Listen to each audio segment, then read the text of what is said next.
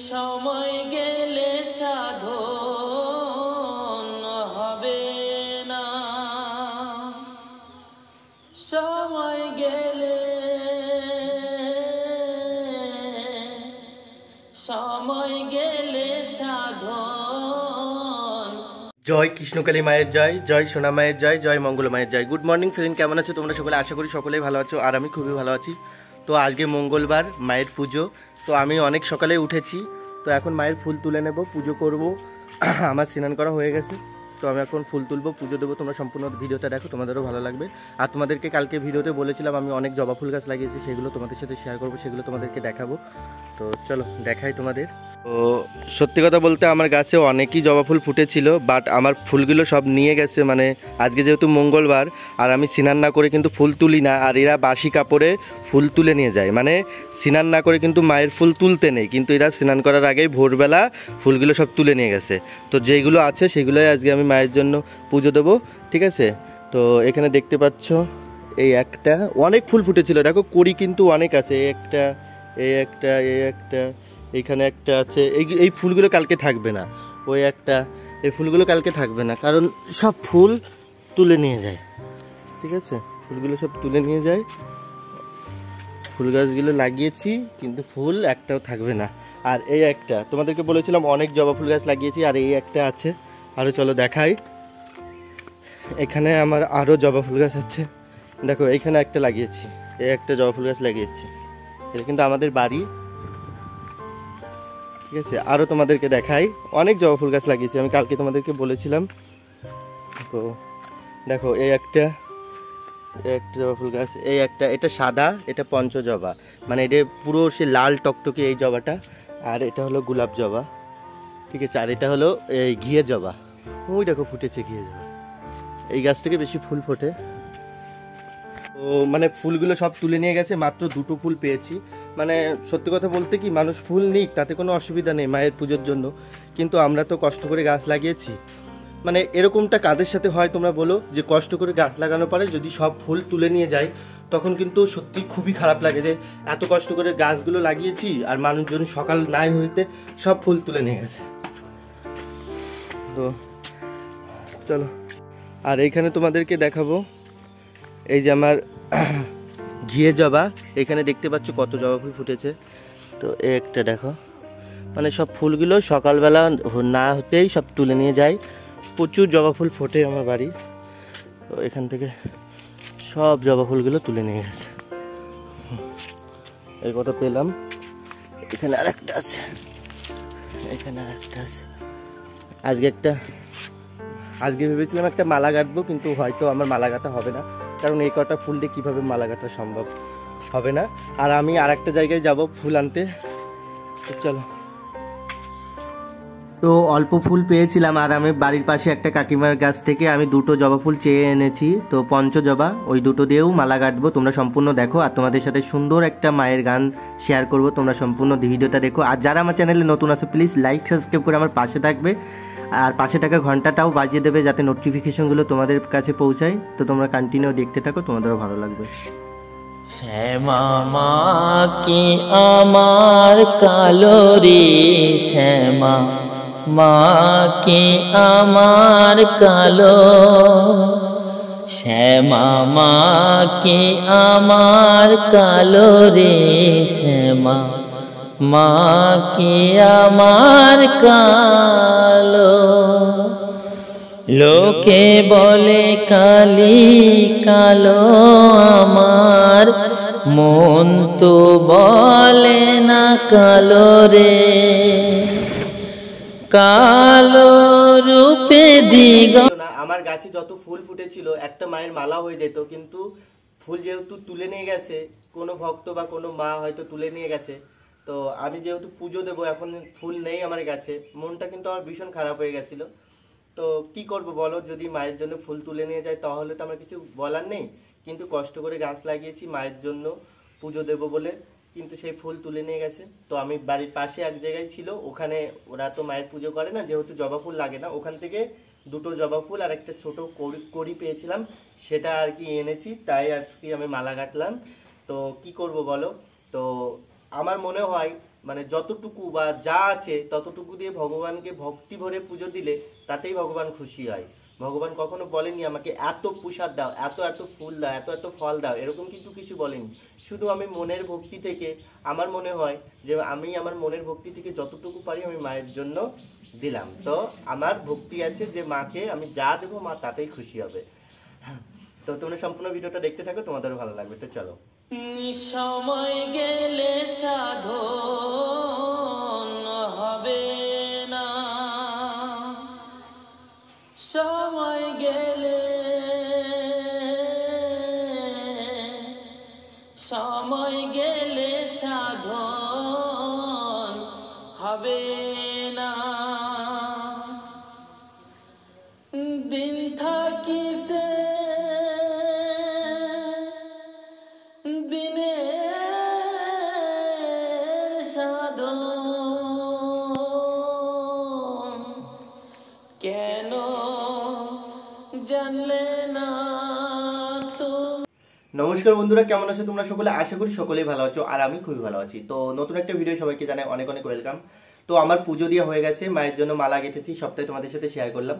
তো আজকে আমি এখন তোমাদের সাথে কিছু কথা শেয়ার করতে চাই, যে কথাগুলো যদি না বলি আমার মনে হবে যে আমি হয়তো কোনো ভুল করছি। তোমরা যারা আমার ভিডিও দেখছো তাদের কাছে হাত জোর করে আমি বলছি, প্লিজ ভিডিও সম্পূর্ণ দেখো আর আমার কথাগুলো শোনো, কি বলতে চাইছি, কি হয়েছে আমার সাথে। তো আমি যেহেতু এই 2-3 দিন ধরে মঙ্গলা মাকে নিয়ে ভিডিও করছি, সেখানে আমি কিন্তু আজকে বলে না, আমি কিন্তু ছোট্টবেলা থেকে তোমাদের কালকের ভিডিওতেও বলেছি, ছোট্টবেলা থেকে কিন্তু আমি ভগবানের পুজো করি, মানে একদম ছোটবেলা থেকে। এই যে মঙ্গলা মাকে নিয়ে ভিডিও করছি বলে এটা না যে আমি এখন তোমাদেরকে দেখাচ্ছি।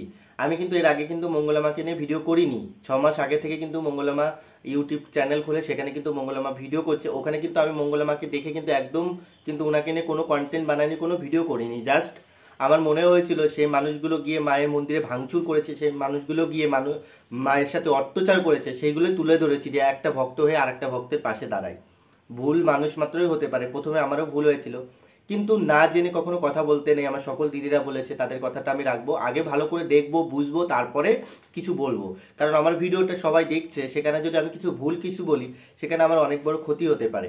তো সকল দিদিদের কাছে একটাই কথা বলবো, আমি কালকে যে ভিডিওগুলো করেছি বা কালকে বা তার আগের দিন যে ভিডিওগুলো করেছি, ওই ভিডিও থেকে না অনেক বাজে বাজে কথা বলা হয়েছে। এরকম বলছে যে তোমরা মাটির পুতুলকে খাওয়াচ্ছ, মাটির পুতুলকে পুজো দাও, এইগুলো তোমরা কি করো, এরকম সামথিং বলছে। তারপর বলছে এইসব ভিডিও করছো টাকা কামানোর জন্য, কাজ ধর্ম করো। তো এরকম সামথিং অনেক কমেন্ট করেছে, যে কমেন্টগুলো তোমরা দেখো এখনো আছে সেই কমেন্টগুলো। আর একটা দুটো কমেন্ট এতটাই খারাপ যে আমি ডিলিট করে দিয়েছি। আর যদি বলো যে ডিলিট করে দিয়েছি, আমি তোমাদেরকে দেখাবো, আমার কাছে স্ক্রিনশট আছে। এত বিচ্ছিরি কথা, সেগুলো আমি মুখেও আনতে পারবো না, ঠিক আছে? তো আমি একটাই কথা বলবো, দেখো আমি এই যে পুজো করছি, মানে মাকে স্নান করাচ্ছি, মাকে খাওয়াচ্ছি, মায়ের জন্য মালা গাচ্ছি, এগুলো নাকি খেলা করছি মাকে নিয়ে, এটা তোমরা বলতে পারো? সত্যি কথা বলতে কি, যার মানসিকতা যেমন, যার চিন্তা ভাবনা যেমন, সে সেইগুলোই ভাববে। আমরা ভগবান বিশ্বাস করি, ভগবানকে ভালোবাসি, ভগবানকে নিয়ে খেলা করি না। আর ভগবানকে খেলা কে করে বলো? ভগবান সে তো তার ইশারা ছাড়া একটা পাতাও নড়বে না, তার ইশারা ছাড়া একটা পাতাও নড়বে না।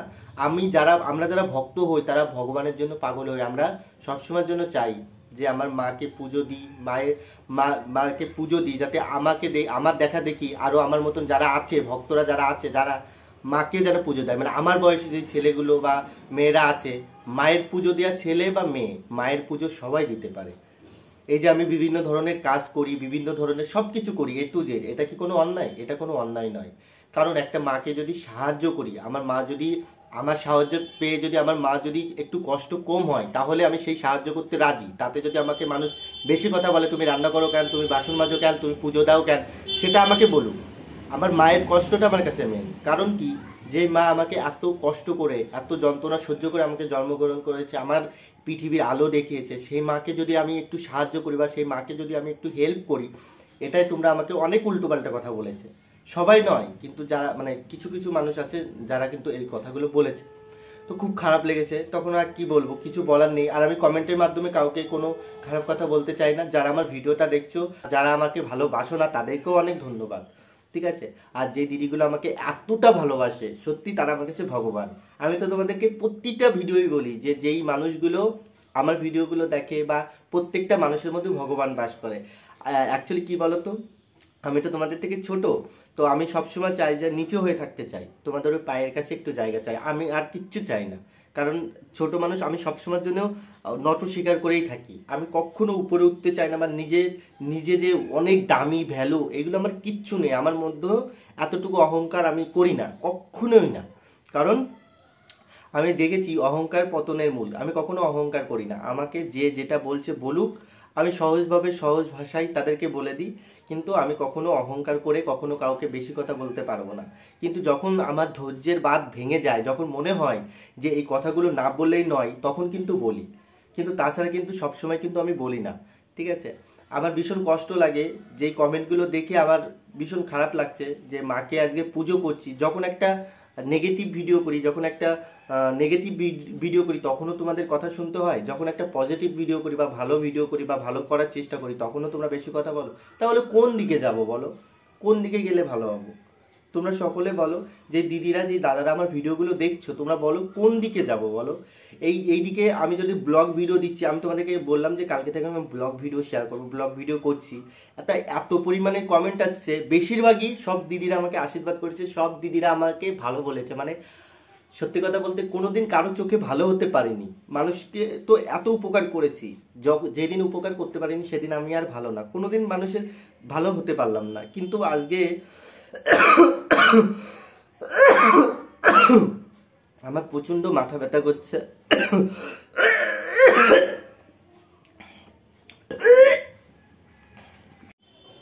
তো সরি বন্ধুরা, আমার শরীরটা ভীষণই খারাপ লাগছে, মানে জানি না, মাথা খুবই যন্ত্রণা করছে আর বমি আসছে, বুঝতে পারছি না কি হয়েছে, ঠিক আছে। কেমন যেন গার মধ্যে গোলাচ্ছে। আমার ভিডিওটা কন্টিনিউ করে যেতে পারবো না, ঠিক আছে। মা বাড়িতে নেই, মা বাজারে গেছে। মাকে বললাম মা সকালবেলা আমার শরীরটা ভীষণই খারাপ লাগছে, নয়তো আমি বাজারে যেতাম। সকালবেলা উঠে ফুল টুল তুলে পুজো মুজো আমার শরীরটা খুব খারাপ লাগছে, ভেবেছিলাম ভিডিও করব না। কিন্তু আমার মানে এই কথাগুলো বা এই মেসেজগুলো দেখে না মাথা, সত্যি কথা বলতে কি, আমার শরীর খারাপের একটাই কারণ, সেটা হচ্ছে যে আমি না বেশি চাপ নিতে পারি না।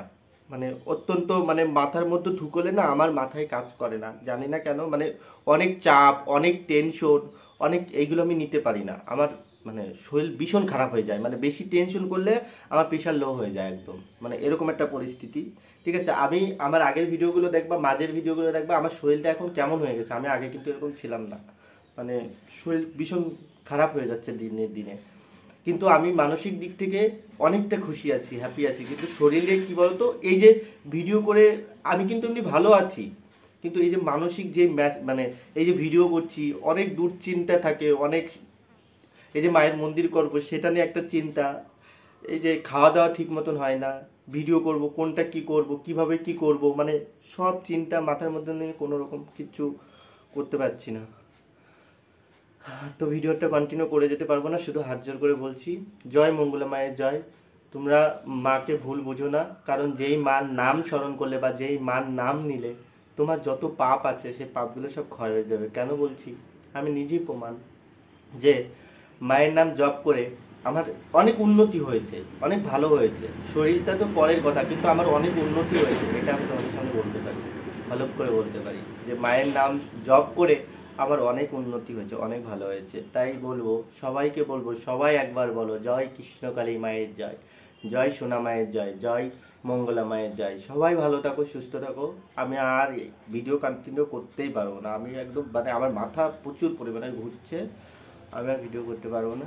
সবাই ভালো থাকো, সুস্থ থাকো, ঠিক আছে। নেক্সট পরে ভিডিও করছি, বন্ধুরা ভালো থেকো। আমার একদম শরীর ভালো লাগছে না, আমি ভিডিওটা একদম শেষ করে দিচ্ছি, কালকে একটা নতুন ভিডিও করব, ঠিক আছে।